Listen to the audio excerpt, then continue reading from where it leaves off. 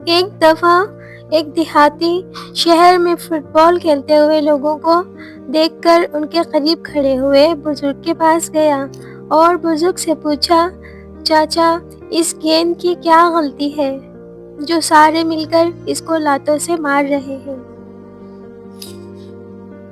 ان بزرگ نے جواب دیا کہ اس گیند کی سب سے بڑی غلطی یہ ہے کہ یہ اندر سے خالی ہے،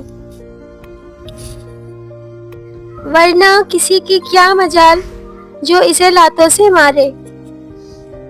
موجودہ دور میں ہم مسلمانوں کا یہی حال ہے، ایمان بس زبان پر ہے اور دل اندر سے خالی ہے، ورنہ کسی کی کیا مجال جو ہماری طرف نظر اٹھا کر دیکھ سکے۔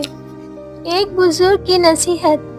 ایک دفعہ ایک بزرگ دریا کے کنارے بیٹھے تھے۔ کسی نے پوچھا، بابا کیا کر رہے ہو؟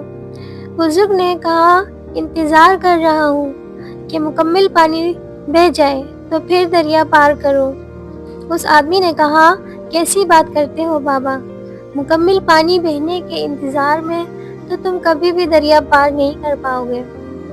اس پر بزرگ نے کہا، یہی تو میں تم لوگوں کو سمجھانا چاہتا ہوں کہ تم لوگ جو ہمیشہ یہی کہتے رہتے ہو کہ ایک بار گھر کی ذمہ داریاں پوری ہو جائیں تو پھر نماز پڑھیں گے، پھر داڑھی رکھیں گے، حج کریں گے، خدمت کریں گے، جس طرح دریا کا پانی ختم نہیں ہوگا، ہمیں اس پانی سے ہی پار جانے کا راستہ بنانا ہے۔